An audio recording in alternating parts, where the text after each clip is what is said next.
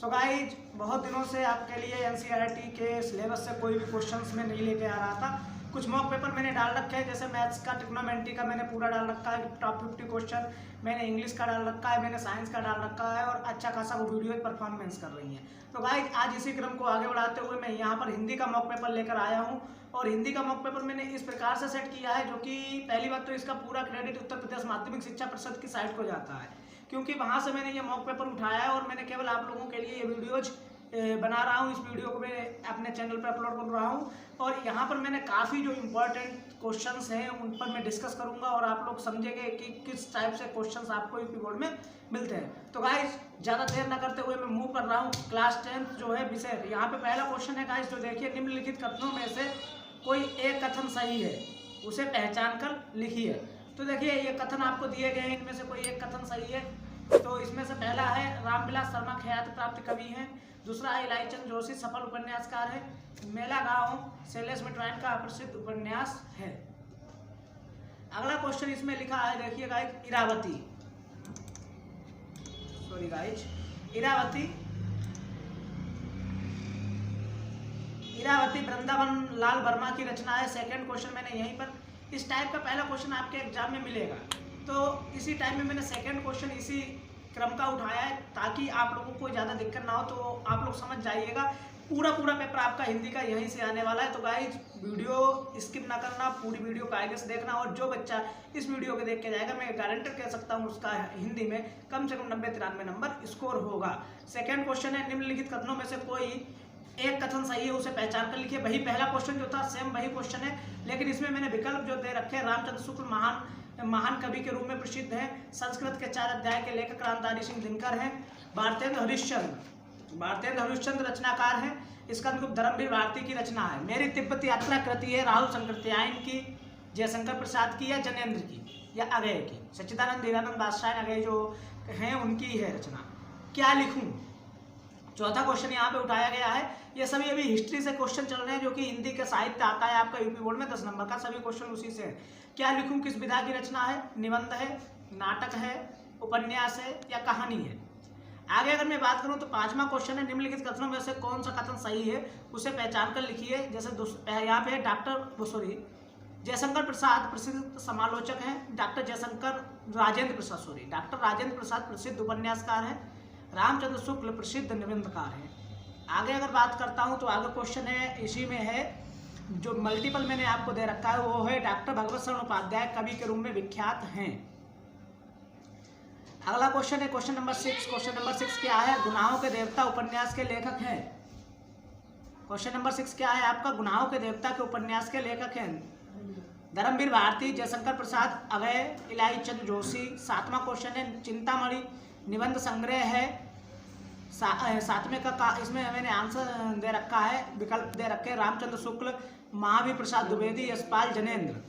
8वां question है, निम्नलिखित कथनों में से कोई एक कथन सत्य है, उसे पहचान कर लिखिए। इसी प्रकार से आपके इतिहास के क्वेश्चन गाइस जाएंगे यूपी बोर्ड में, और आपको वहां पर इतिहास का क्वेश्चन 10 नंबर का आएगा। तो आप लोग इस प्रकार से क्वेश्चन जो मैंने इतिहास के यहाँ पर उठा रखे हैं, इन क्वेश्चन को आप लोग प्रिपेयर कीजिए। प्रिपेयर करने के बाद आप इन क्वेश्चन को अच्छे से यूपी बोर्ड के एग्जामिनेशन करिए। आपके साथ हमारी शुभकामनाएं हैं। ठीक है। 8वां क्या है? कथन आपको चुनना है। धर्मवीर भारती रिक्त मुक्ति धारा के कवि हैं। त्रिवेणी रामचंद्र शुक्ल के प्रसिद्ध उपन्यास है कुटुज। डॉक्टर हजारी प्रसाद द्विवेदी का प्रसिद्ध निबंध है। अर्धनारीश्वरी के लेखक जयशंकर प्रसाद हैं। अगला क्या है? गबन। 9वां क्वेश्चन है, गबन उपन्यास है, प्रेमचंद्र का है, प्रसाद का है, निराला का है, अगय का है। और गाइज अगर आप लोग इसका आंसर हमें कमेंट सेक्शन में देंगे तो मुझे बहुत ही अच्छा लगेगा। आप लोग इनका आंसर कमेंट सेक्शन में जाकर जरूर दें। और मैंने काफ़ी क्वेश्चन उठा रखे हैं, आप लोगों से रिक्वेस्ट है कि आप लोग इन क्वेश्चन को तैयार करके जाइए। अगर आप इन क्वेश्चंस को तैयार करके जाएंगे तो मैं डेफिनेटली बोल रहा हूं कि आप लोगों का हिंदी में जो आपका हिंदी का पेपर आएगा वो बिल्कुल नहीं छूट के जाएगा। 10वां क्वेश्चन है, निम्नलिखित में से किसी एक रचना के लेखक का नाम लिखिए। रश्मिमीशा, तितली, अर्धनारीश्वर, गांधी जी की देर। 11वां क्वेश्चन यहाँ पे मैंने ले रखा है, प्रेमचंद्र अपने घर में किस विधा की रचना है? प्रेमचंद्र अपने घर में किस विधा की रचना है? आत्मकथा है, जीवनी है, कहानी है, या नाटक है? 12वां है निम्नांकित में सही विकल्प का चयन कीजिए। झूठा सच यशपाल का प्रसिद्ध काव्य है। डॉक्टर नागेंद्र ख्याति प्राप्त उपन्यासकार हैं। डॉक्टर राजेंद्र प्रसाद निबंधकार थे। गबन बालकृष्ण भट्ट की कृति है। 13वां क्वेश्चन है सही विकल्प का चयन कीजिए। ऐसे थे हमारे बापू के रचयिता भगवत शरण उपाध्याय है। राहुल संकृत्यायन की मेरी तिब्बत यात्रा एक रिपोर्टाज है। कलम का सिपाही जीवनी की विधा है। विचार वीथी रामचंद्र शुक्ल का संपादित ग्रंथ है। आगे क्वेश्चन 14वां मैंने लिखा है सही विकल्प का चयन कीजिए। सभी क्वेश्चंस अभी तक इतिहास के चल रहे हैं गाइस और 35 पेज की पीडीएफ है। आप देख सकते हैं, ये देखो लिखा हुआ है 35 पेज और 35 पेज की पीडीएफ जो है मैं अभी पहुंचा हूँ तीसरे पेज पर। तो गाइस आपको वेट करना होगा और ये वीडियो पूरा देखना होगा, तब जाके आपको यहाँ पर हिंदी के इम्पोर्टेंट क्वेश्चन मिलेंगे और आपका हिंदी का एग्जाम है 24 अप्रैल को। और हो सकता है अभी आपका डेट और आगे एग्जाम का बढ़े, क्योंकि पंचायत चुनाव को कराने के लिए अभी सरकार के पास समय कम है। तो हो सकता है आपका एग्जाम आगे पोस्टपोन्ड हो, क्योंकि अभी जल्द में न्यूज आ रहा था कि एग्जाम पोस्टपोन्ड होने को है। 24 अप्रैल से आपके एग्जाम नहीं होंगे, ऐसा भी न्यूज आ रहा है। अगर आपके 24 अप्रैल से एग्जाम नहीं होते हैं गाइज, तो आपका एग्जाम मई में होगा और जून के फर्स्ट वीक तक फिनिश होगा। आपका एग्जाम मई में होगा और जून के फर्स्ट वीक तक फिनिश होगा, यानी कि आपको टाइम अभी और मिलने जा रहा है। तो इस टाइम का आप लोग भरपूर फायदा उठाइए और आप लोग जो है हिंदी तैयार कीजिए। ये हिंदी पूरी आप तैयार कर लीजिए। अगर 24 को है तब भी अभी काफ़ी दिन है, होली का छुट्टी है और होली की छुट्टी में आप ये पूरा वीडियो तैयार कर लीजिए, ठीक है। उसके बाद मैथ्स का मैंने ट्रिग्नोमेट्री डाल रखा है। मैथ्स का ट्रिग्नोमेट्री डालने के बाद अब मैं सैम्पल पेपर हल करा दूंगा मैथ के भी, ठीक है। अगर बनता है तो मैं डेस्कटॉप की सहायता से करा दूंगा, नहीं मैं व्हाइट बोर्ड की सहायता से करा दूंगा। आज तो मैं डेस्कटॉप की सहायता से पीडीएफ के अकॉर्डिंग करा रहा हूँ आपको ये क्वेश्चंस, ठीक है गाइस। और आगे अगर बनता है तो मैं आपको सॉल्यूशंस करा दूंगा। और टाइम थोड़ा अभी बीच में मैं मैथ्स का वीडियो डालने का था स्टैटिक्स से रिलेटेड, बट गाइस मेरा तबीयत नहीं सही था, तो इस वजह से मैंने कोई वीडियो अपलोड नहीं कर पाया और बैठ के मैं खड़े होने की कंडीशन में नहीं हूँ, तो इसीलिए बैठ के मैं वीडियो शूट कर रहा हूँ। उसके लिए सॉरी गाइस, लेकिन स्टैटिक्स से वीडियो आपको बहुत जल्द मिल जाएगा, क्योंकि अभी मेरी तबीयत नहीं सही है, ठीक है गाइस। तो अब मैं बात कर रहा हूँ 15वें क्वेश्चन की। रंगभूमि उपन्यास है प्रेमचंद का, जनेंद्र प्रसाद का, यशपाल का या धर्मवीर भारती का। 16वां क्वेश्चन है निम्नलिखित में से सही विकल्प का चयन कीजिए। 16वें का कहा है जनेंद्र कुमार मुख्यतः नाटककार है। प्रेमचंद कहानीकार उपन्यासकार के रूप में प्रसिद्ध है। हजारी प्रसाद द्विवेदी कवि और कहानीकार हैं। बाबू गुलाब राय एक उपन्यासकार हैं। 17वां क्वेश्चन है सही विकल्प का चयन करो। हरिभाऊ उपाध्याय कवि के रूप में प्रसिद्ध है। उर्वशी बाबू गुलाब राय की रचना है। और अगला है रामचंद्र शुक्ल प्रसिद्ध निबंधकार एवं समीक्षक के रूप में जाने जाते हैं। अगला लक्ष्मी सागर महान नाटककार थे। आकाशदीप और ममता कृति है। 18वां क्वेश्चन है जयशंकर प्रसाद, हजारी प्रसाद, प्रेमचंद, दिनकर। 19वां क्वेश्चन है आपका निम्नलिखित में से कोई एक कथन सत्य है, उसे पहचान कर लिखिए। माखनलाल चतुर्वेदी गद्य काव्य के रचयिता थे। सुख सागर इंशाल्लाह खां की रचना है। महादेवी वर्मा प्रगतिवादी कवित्री थी। डॉक्टर लक्ष्मी सागर प्रसाद उपन्यासकार थे। 20वां क्वेश्चन है निम्नलिखित में से कोई एक कथन असत्य है, उसे पहचान के लिखिए। यहाँ पर कथन एक असत्य, अभी तक सत्य कथन छांटने थे, अब असत्य कथन आपको दिया जाएगा, यानी कि 3 कथन जो होंगे वो आपके सत्य होंगे और इनमें से कोई एक कथन असत्य होगा, वो आपको यहाँ पर काटना होगा, यानी कि भाई आपको छांट कर लिखना है। तो त्रिवेणी रामचंद्र शुक्ल की रचना है। तितली और कंकाल जयशंकर प्रसाद की रचनाएं हैं। प्रेमचंद को उपन्यास सम्राट कहा जाता है। कुरुक्षेत्र दिनकर का उपन्यास है। 21वां क्वेश्चन है आंधी और प्रतिध्वनि किस विधा की रचना है? कहानी है, उपन्यास है, निबंध है, काव्य, ये आपको छांट के लिखना है। 22वां क्वेश्चन है विश्व साहित्य और हिंदी साहित्य विचार विमर्श किस विधा की रचना है? आलोचना है, कहानी संग्रह है, निबंध संग्रह है या उपन्यास आपका है। आगे अगर बात करूं तो 23वां क्वेश्चन है प्रायश्चित किसकी रचना है? पद्मलाल पुन्नालाल बख्शी की है, रामधारी सिंह दिनकर की है, जयशंकर प्रसाद की है, भगवती चरण वर्मा की है। 24वें क्वेश्चन की अगर मैं बात करता हूं तो क्वेश्चन है रेणुका और ओंकार किस विधा की रचना है? काव्य है, कहानी है, आलोचना है, आत्मकथा है। 25वां क्वेश्चन आपका सही विकल्प का चयन कीजिए। हीरावती वृंदावन लाल वर्मा की रचना है। मेरी असफलता है बाबू गुलाब राय का निबंध है। जन्मेजय का नाम रामकृष्ण दास का नाटक है। सर्वोदय की बुनियाद श्री हरिभाऊ उपाध्याय की रचना है। अभी गाइस मैं केवल इतिहास पे चल रहा हूँ और 5वें पेज पे पहुँच चुका हूँ। 35 पेज हैं। इस बात को मैं बार बार इसलिए बोल रहा हूँ आप लोग वीडियोज को पूरा देख के जाएं और आपको यहाँ पर बहुत इंपॉर्टेंट क्वेश्चन मिलेंगे।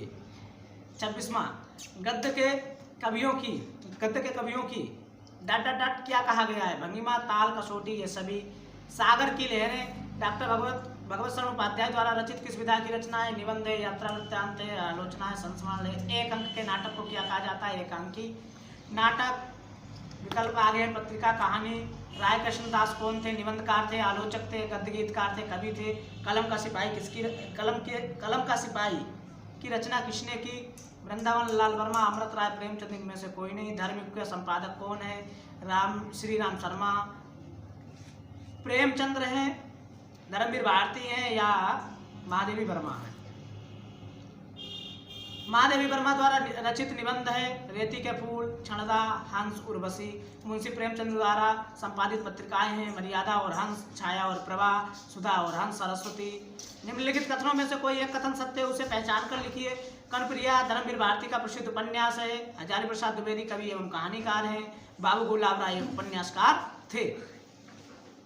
अगला है, प्रेमचंद कहानीकार एवं उपन्यास के रूप में प्रसिद्ध हैं। अंजलि काव्य के रचयिता हैं वियोगी हरि, राम कुमार वर्मा, विष्णु प्रभाकर, राम नरेश त्रिपाठी। हिंदी गद्य के 36वें क्वेश्चन पे मैं मूव कर रहा हूँ। हिंदी गद्य के प्राचीनतम प्रयोग किस भाषा में मिलते हैं? राजस्थानी व ब्रज भाषा, राजस्थानी व पहाड़ी भाषा, राजस्थानी आधुनिक भाषा या खड़ी बोली। 37वां क्वेश्चन है, 19वीं शताब्दी के द्वितीय एवं तृतीय चरण को क्या कहा जाता है? नवजागरण काल, जागरण काल, आधुनिक काल, इनमें से कोई नहीं। 38वां क्वेश्चन है, जन जागरण का प्रारंभ हिंदी साहित्य जन जागरण का प्रारंभ हिंदी साहित्य के कौन से प्रदेश से हुआ? बंग प्रदेश, भव्य प्रदेश, साहित्य प्रदेश, इनमें से कोई नहीं। छायावादी युग के प्रमुख लेखक हैं यशपाल, वृंदावन लाल वर्मा, रामकुमार वर्मा, भारतेंदु हरिश्चंद्र। गुलाब राय द्वारा रचित आत्मकथा कौन सी है? मेरा जीवन प्रवाह, मन की बातें, मेरी असफलताएं, नई पौध। 41वां क्वेश्चन है, निम्नलिखित कथनों में से कोई एक कथन गलत है, उसे पहचान कर लिखिए। रश्मि आचार्य रामचंद्र शुक्ल की रचना है। उर्वशी रामधारी सिंह दिनकर का उपन्यास है। मेरी असफलता है। बाबू गुलाब राय का निबंध है। द्रव्यशागिनी जयशंकर प्रसाद का नाटक है। 42वां क्वेश्चन है, अजात शत्रु किस विधि की रचना है? संस्मरण है, रेखा चित्र है, नाटक है, कहानी है। तितली उपन्यास है जयशंकर प्रसाद का, प्रेमचंद का, जनेन्द्र का, यशपाल का। सूरज का 7वां घोड़ा किस विधा की रचना है? उपन्यास है, नाटक है, आत्मकथा है, काव्य है। आगे आया, परशुराम की प्रतीक्षा के रचयिता है अगय, दिनकर, नागेंद्र, हजारी प्रसाद द्विवेदी। निम्नलिखित कृतियों में से किसी एक कृति के लेखक का नाम लिखिए। अर्जुनावेश्वरी, त्रिवेणी, एक भूत ठूठा। गाइस, अगर आप इन क्वेश्चंस को लिखना चाहते हैं तो मेरी वीडियो को पॉज कर आप इन क्वेश्चंस को राइट भी कर सकते हैं, या मैं इस क्वेश्चंस की PDF आपको इंस्टाग्राम पे प्रोवाइड करा दूंगा। इंस्टाग्राम पे लिंक डाल दूंगा। टेलीग्राम चैनल पे मैं ये PDF अपलोड कर दूंगा। मेरा टेलीग्राम चैनल पे आप जाकर लिंक से आप लोग जाके या वहाँ पर ये PDF पा सकते हैं, या फिर आप हमारे व्हाट्सएप नंबर पर मैसेज कर सकते हैं और कह सकते हैं सर कृपया please provide me this PDF। मैं आपको PDF को प्रोवाइड करा दूंगा। This is the very important PDF for the 10th class students. So guys please contact with me. Okay, आगे परीक्षा गुरु के लेखक हैं इंशाअल्लाह खां, लाला श्रीनिवास दास, प्रेमचंद, सदाशुकलाल। हरिघास पर क्षण भर के लेखक हैं धर्मवीर भारती, जयशंकर प्रसाद, अगय, इनमें से कोई नहीं। वीरगाथा काल के कवि हैं भूषण केशवदत्त, चंद्रवरदाय घनान। चंद्रवरदाय हैं। रासो ग्रंथों की इसमें ज़्यादा प्रधानता है, बता दिया यहाँ पे आंसर। रासो ग्रंथों की प्रधानता ये आदिकाल की जो है ये प्रमुख प्रवृत्तियों में से भी एक है। यहाँ पर जो कवि होते थे वो अपने राजाओं की वीरता के बारे में वर्णन करते थे, तो ये यहाँ पे वीरगाथा काल के कवि चंद्रवरदाय ही होने चाहिए। ठीक है। भारत दुर्दशा रचना है भारतेंदु हरिश्चंद्र की, राम कुमार वर्मा की, भूषण की, राय कृष्ण दास की। अब guys now we are moving to very short question, अति लघुत्तरीय प्रश्न।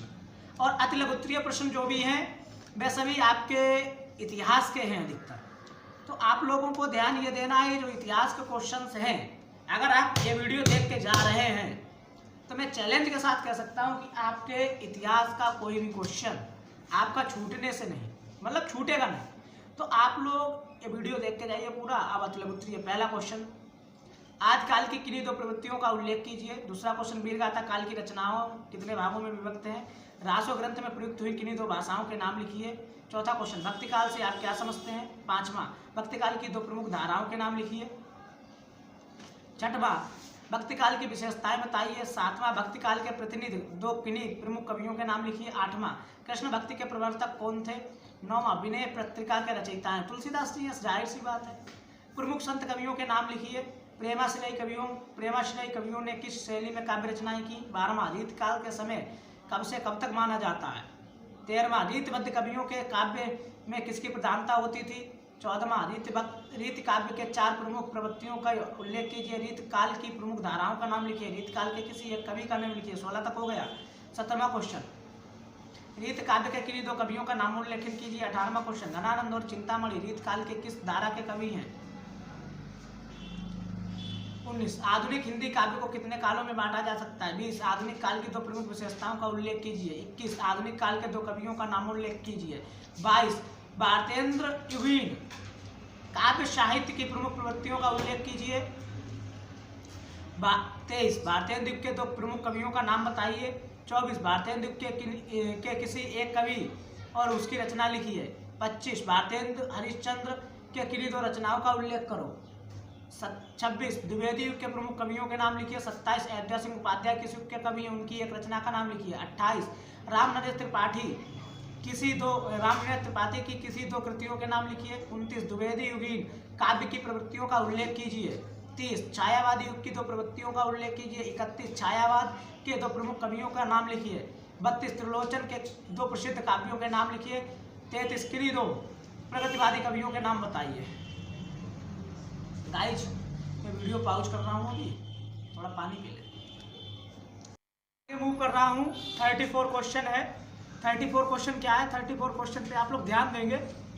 समय समय पर कविता के रचयिता कौन है? 35 क्वेश्चन जो आपका है 35 है, आंगन के पार द्वार के रचनाकार के नाम लिखिए। 36वां क्वेश्चन जो आपका है वो है प्रगतिवादी काव्य की विशेषता बताइए। 37वां क्वेश्चन जो आपका है 37वें क्वेश्चन में है प्रयोगवादी काव्यधारा की 2 विशेषताएं लिखिए। 38वां क्वेश्चन है तार सप्तक कब प्रकाशित हुआ? तार सप्तक के संपादक का नाम लिखिए। अगले द्वारा रचित प्रयोगवादी कविता संग्रहों के नाम लिखिए। 2 प्रमुख प्रयोगवादी कवियों के नाम लिखिए। 42वां क्वेश्चन है आधुनिक हिंदी साहित्य का जन्मदाता किसे कहा जाता है? 42वां क्वेश्चन है आधुनिक हिंदी साहित्य के जन्मदाता किसे माना जाता है? 43वां क्वेश्चन है आनंद अरुणोदय किस कवि की रचना है? 44वां क्वेश्चन है नीरजा तथा आकाशगंगा के रचयिता के नाम लिखिए। 45वां क्वेश्चन आपका है कामायनी तथा दीपशिखा के रचनाकारों के नाम लिखिए। गाइस, इतने क्वेश्चन आपको मिलते हैं यहाँ पर इतिहास में इतने क्वेश्चन के बाद आप लोगों का यूपी बोर्ड में जो है वो व्याख्या आता है। अब व्याख्या में क्या होता है, मैंने यहाँ पर कुछ व्याख्याएं उठा रखी हैं और उनके क्वेश्चंस भी उठा रखे हैं। आप लोगों को दिखाते हैं कि कौन कौन सी व्याख्याएं हमने उठा रखी हैं। तो तीसरा क्वेश्चन आपका है निम्नलिखित गद्यांशों के आधार पर दिए गए प्रश्नों उत्तरों के उत्तर दीजिए।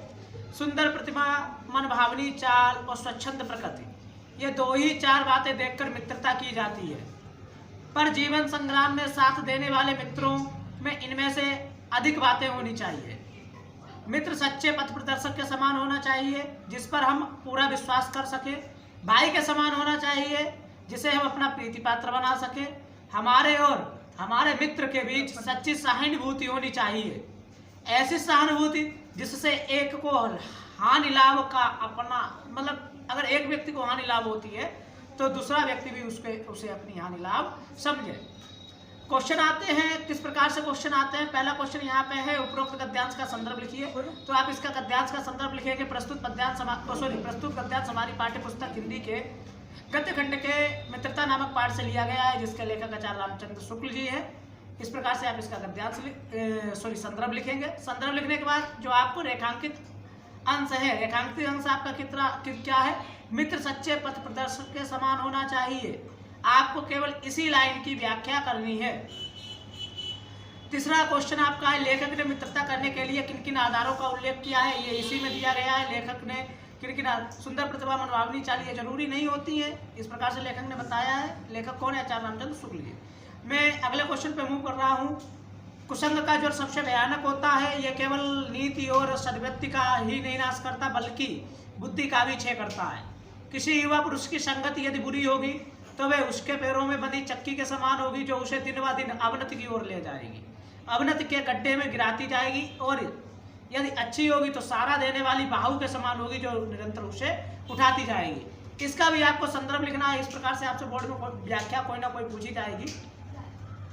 तो यहाँ पर क्वेश्चन क्या है, उपरोक्त गद्यांश का संदर्भ वही संदर्भ रहेगा आपका, क्योंकि ये भी मित्रता पाठ का है। रेखांकित अंश की व्याख्या, रेखांकित अंश आपका क्या, कुसंग का ज्वर सबसे भयानक होता है, तो आपको यहाँ पर इसकी व्याख्या करनी है। उपरोक्त गद्यांश में लेखक हमें क्या संदेश देना चाहता है, लेखक हमें संदेश ये देना चाहता है कि हमको गलत व्यक्तियों की संगति नहीं करनी चाहिए।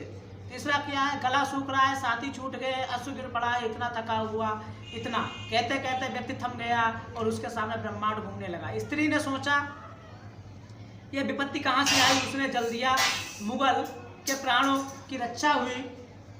वे सोचने लगी सब भी धर्मी दया के पात्र नहीं, मेरे पिता का वध करने वाले आताताई घृणा से उसका मन विरक्त हो गया।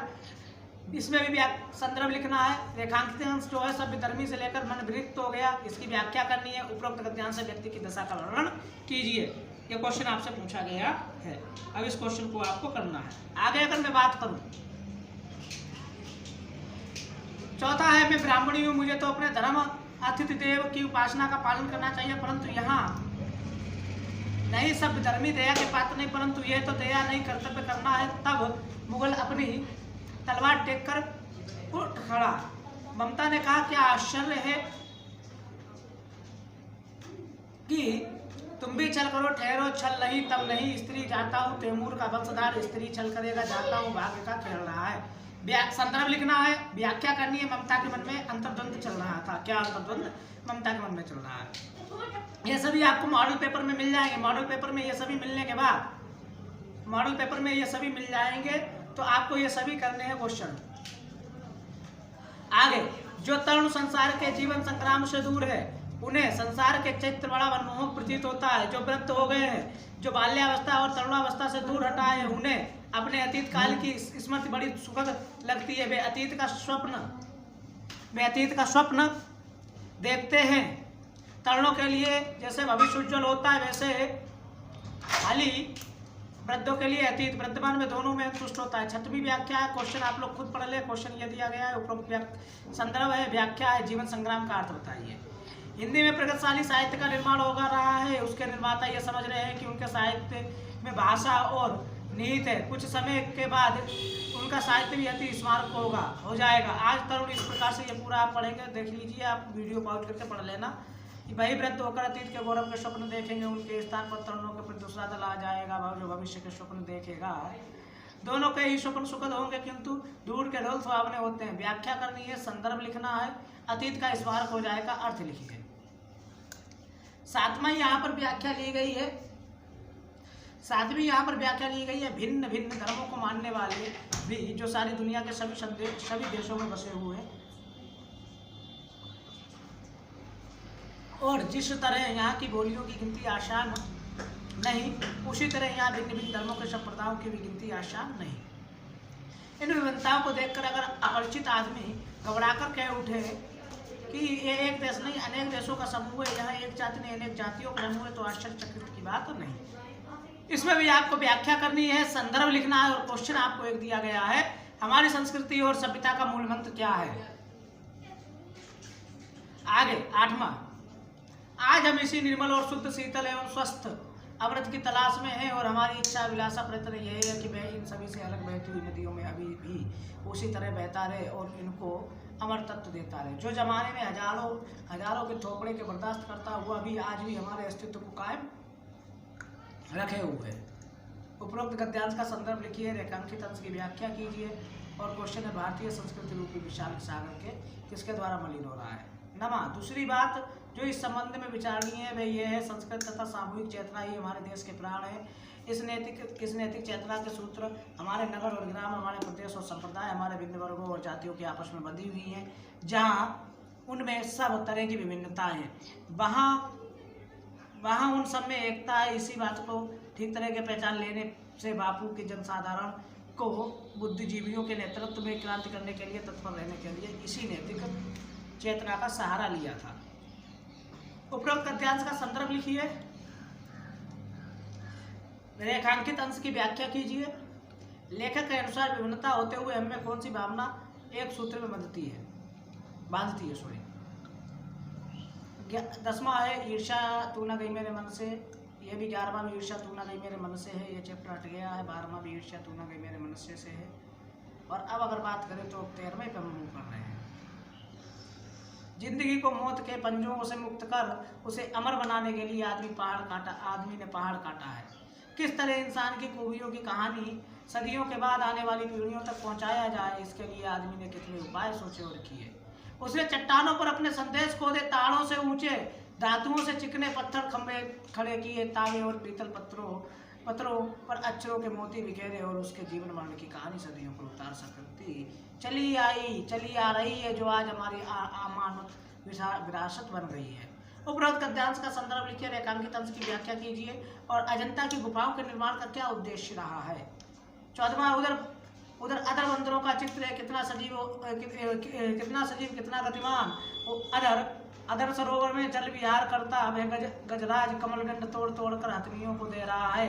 वहां महलों में प्यालों के तोड़ चला आ रहा है। उधर रानी अपनी जीवन यात्रा समाप्त कर रही है, उसका दामा टूटा जा रहा है। इसमें क्या है गाइज, इसमें भी वही है।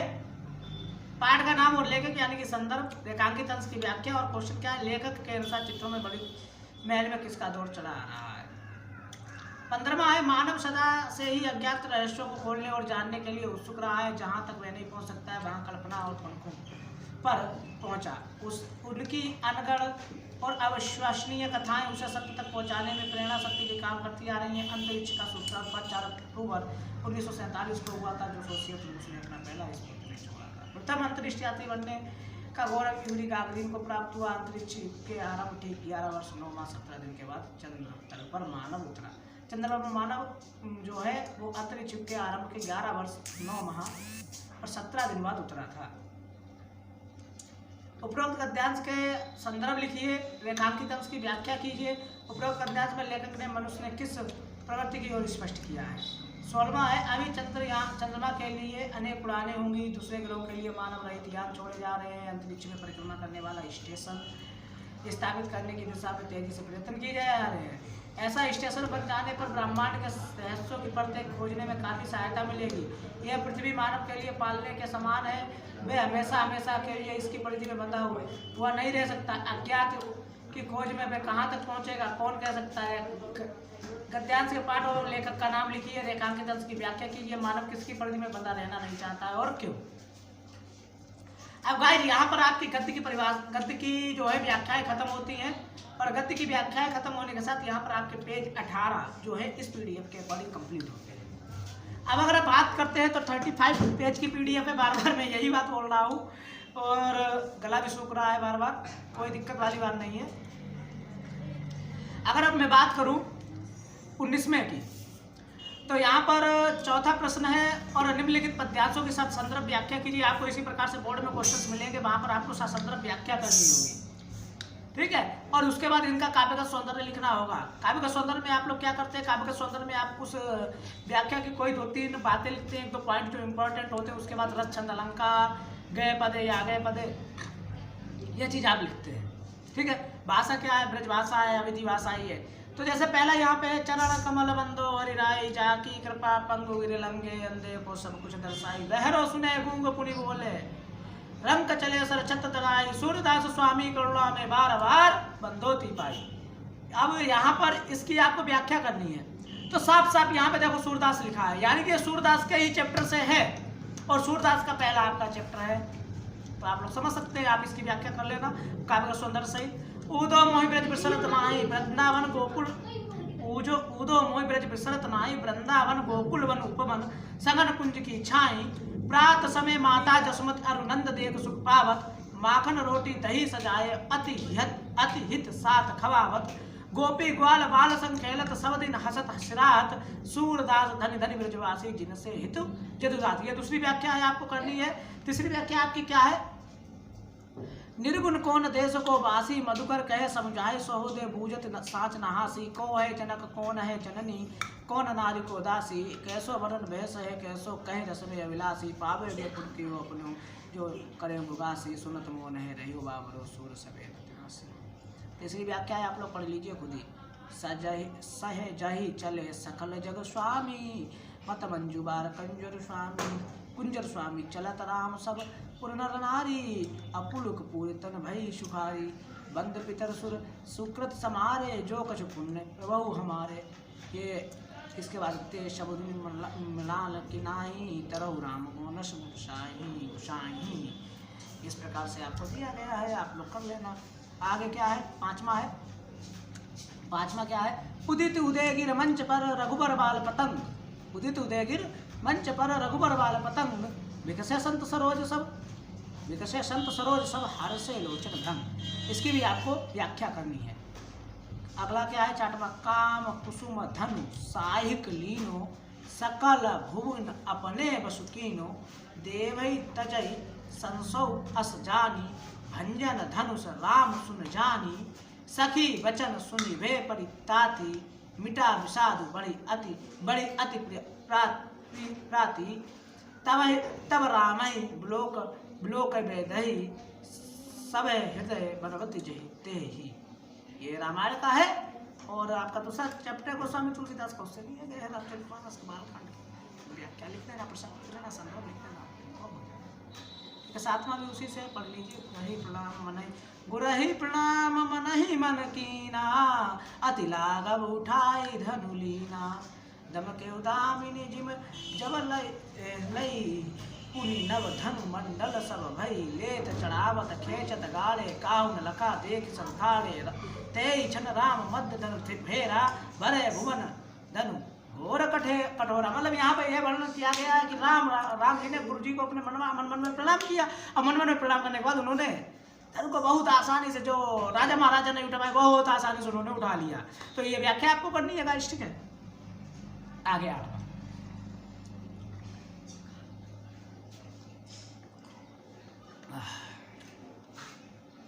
शीस जटा उस बाहु विशाल, लोचन लाल तिरछी सुभहु।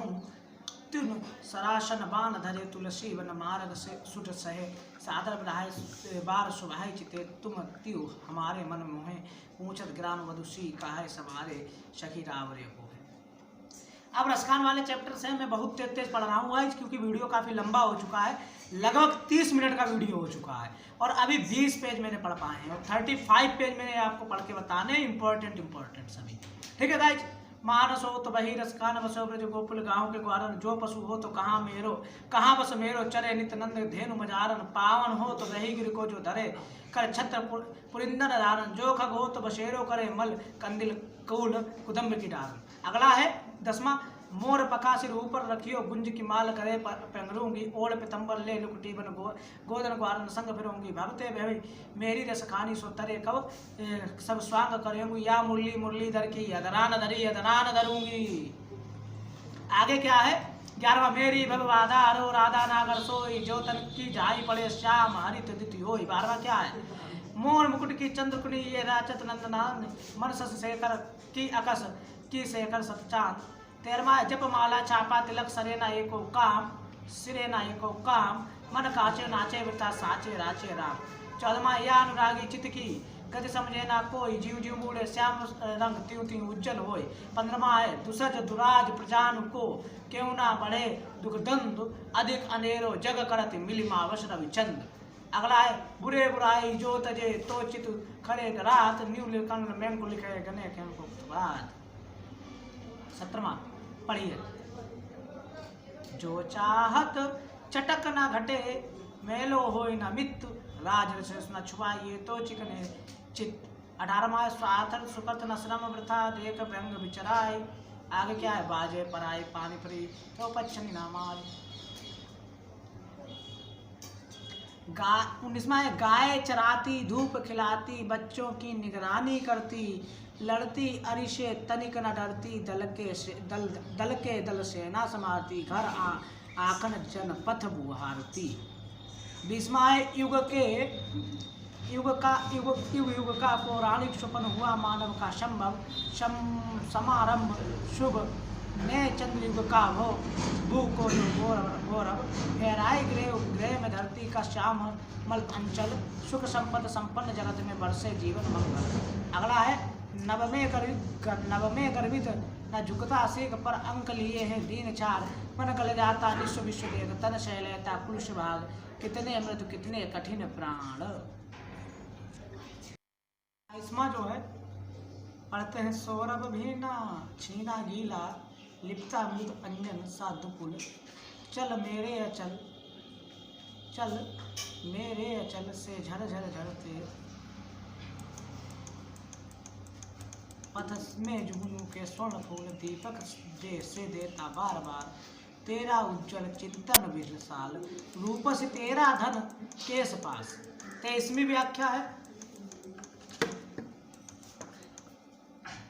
सागर निज छाती पर जिनके अणगित अपर, पोत उठाकर पहुंचाया करता था प्रमुदित, भूमंडल के सकल तटों पर, नदियां जिसकी यश धारा सी बहती हैं, अब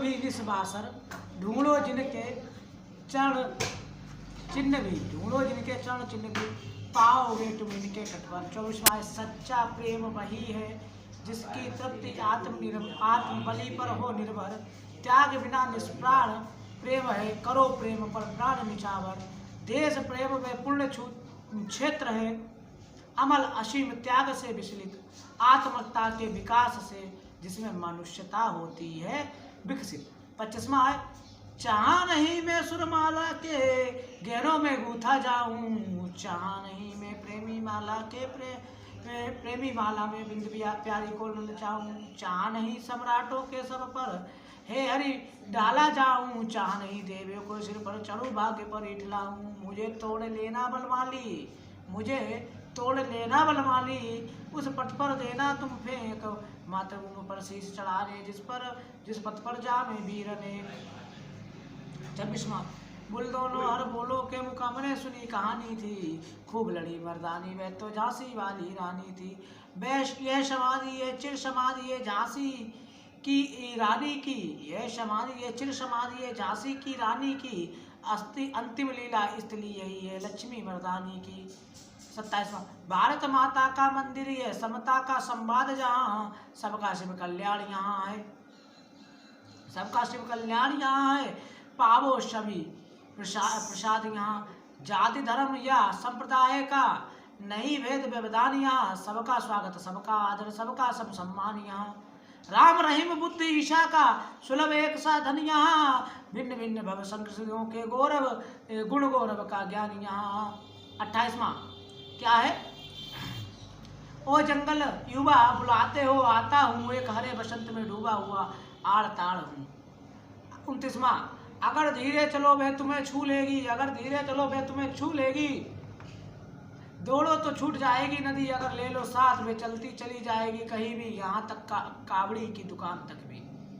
30वां क्या है, फूल झड़ता है फूल शब्द नहीं, बच्चा गेंद उछालता है सदियों के पार, लोकती है उसे एक बच्ची, रहेंगे फिर भी ये भाषा एकमात्र अनंत है। 31वां क्या है, ऐसा रण राणा करता था पर उसको था संतोष नहीं, ऐसा रण राणा करता था पर था उसको संतोष नहीं, क्षण क्षण आगे बढ़ता था वे पर काम होता था रोष नहीं, कहता था लड़ता मान कहाँ, कहता था लड़ता मान कहाँ, मैं कर लूँ रक्त स्नान यहाँ कहाँ, जिस पर तय विजय हमारी है वे मुगलों का अभिमान कहाँ। 5वां क्वेश्चन है,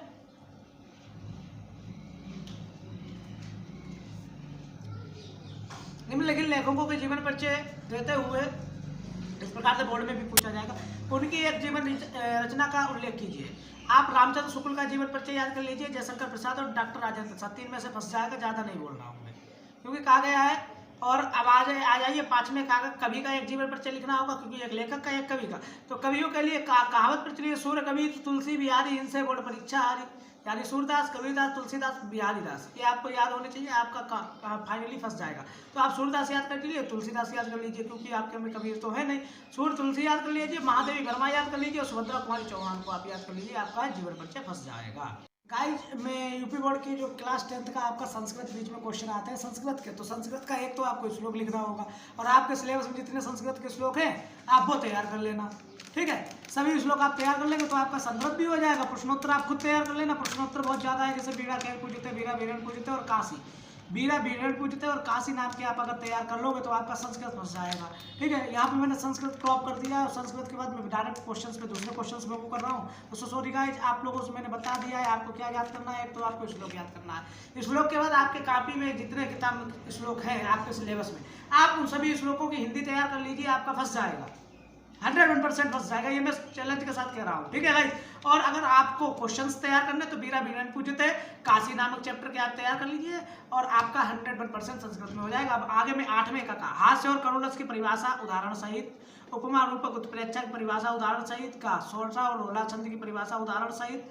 90 का निम्नलिखित उपसर्गों के मेल से शब्द बनाइए। अभी, अति, दूर, परा, परि, आ, अध, उन, ओ, कु, अब, सम, सा, सु, प्रा, परि, उत, उद, अब आदि। इन उपसर्गों के मेल से आपको शब्द बनाने हैं। अब निम्नलिखित प्रत्ययों के प्रयोग करके शब्द बनाने। अन, आ, अनि, अने, ता, हरा, जन्य, पन्न, पा, ई, इद, प्रद, पूर्वक, सताला, मतिवती आदि। इन प्रत्ययों से आपको शब्द बनाने हैं। आपको समास में क्रिया करना है। समास में क्रिया क्या है? हरा भरा, तनमन, राधा कृष्ण, त्रिवेणी, त्रिभुवन, पंचतत्व, श्वेत कमल, प्रतिबद्ध, देह, शुभ कर्म, महाकवि, नीलकंठी। इनकी आपको समास में क्रिया करने। तत्सम है, तत्सम इनके लिखने गात, आधा, असरा, आंसू, कलेश, काम, काज, काठ, कुआं, आज, अनाज, अम्मा, इमली, होली, हाथी, हड्डी, फूल, पूत, ही, सेज, हाथ, हंसी, लाख, लोन, रूखा, पातर, कड़वा, कोयल, कंगन, कपूर, खीर, कबूतर, चरण, सीख, सूरज, सात, माता, थल, दात इत्यादि। इनके आपको तत्सम लिखने हैं। इनके तत्सम लिखने के बाद आपको निम्नलिखित शब्दों के दो आपको क्या लिखे हैं? पर्यायवाची। अतिथि, अमृत, अंगिनी। इनके आपको अन्वेषण, अश्व, असुर, अध्यापक, आंख, आभूषण, आनंद, इंद्र, ईश्वर, उग्र, तपन्न, अधान, कपड़ा, कोयल, क्रोध, कृष्ण, खल, गणेश, गंगा, गाय, घर, चंद्रमा, छवि, चल, झंडा, तलवार, तालाब, तरंग, तीर, दिन, सूर्य, शरीर, सहज, विष्णु, शत्रु, शोर, शुभ्र, समुद्र इत्यादि। इसके बाद आपको क्या? शब्द विच्छेद। मवेव, नमेव, सदैव, तथेव इत्यादि। जलोद, स्वागतम, मद्रम, नस्सत, माधुशोधान, मध्वर्य, अत्याचार, गृहशोधरी, समुद्र, मंत्रज्ञा। इनकी आपको शब्द विच्छेद करनी है। इनमें फल शब्द की सप्तमी विभक्ति का एक वचन लिखना है। निम्नलिखित शब्दों के विभक्ति एवं वचन होता है। फलान, हिमति, नदी।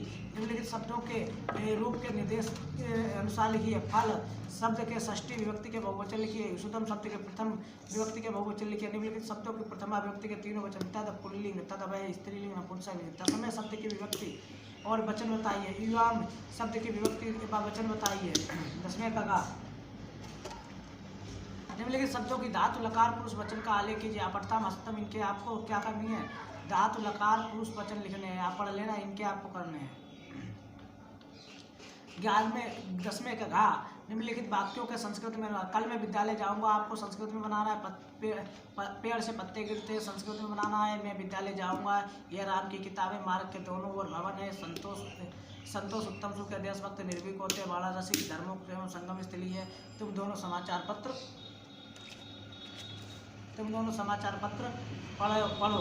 भोजन पकाओ और खाओ। संस्कृत में बनाने। निम्नलिखित विषय पर आपको निबंध लिखना है। व्यायाम का महत्व, यातायात के नियम, बेरोजगारी की समस्या, राष्ट्रीय एकता का महत्व, विद्यार्थी और अनुशासन, मेरे प्रिय कवि, स्वदेश प्रेम, परोपकार, कंप्यूटर। ये आपके इंपॉर्टेंट है सभी। विज्ञान, इन पे आपको निबंध तैयार करना है। इसके बाद आपका 12वां क्वेश्चन है खंड काव्य। और खंड काव्य आप यूपी बोर्ड में जिस जिले से, क्योंकि यूपी बोर्ड में लगभग 75 जिले और 75 जिलों के हर जिले का खंड काव्य अलग अलग है। तो आप जिस जिले से आप अपने जिले के अकॉर्डिंग खंड काव्य तैयार कर लीजिए। जैसे मैं शाहजहाँपुर डिस्ट्रिक्ट से एजुकेटर पुष्पप्रताप सिंह हूँ, तो मेरे जिले में जो खंड काव्य है वो क्या है? मातृभूमि के लिए। तो मातृभूमि के लिए इसमें चंद्रशेखर आजाद के बारे में बताया गया है। यहाँ से क्वेश्चन जो आते हैं, आप जिस जिले से यूपी बोर्ड में आप अपना खंड काव्य उसी जिले के अकॉर्डिंग तैयार कर लीजिए। आपको पता होगा कि आपका खंड काव्य कौन सा है। ठीक है guys, thank you very much guys. So guys, अब इसी के साथ ये वीडियो का एंड है। आप सभी से रिक्वेस्ट है कि अगर आप लोग मेरे चैनल पर नए हैं तो चैनल को सब्सक्राइब कीजिए और ये इस वीडियो को क्लास 10th के सभी विद्यार्थियों के साथ शेयर कीजिए, क्योंकि मैंने इस वीडियो में डिस्कस किया है लगभग पूरा पेपर।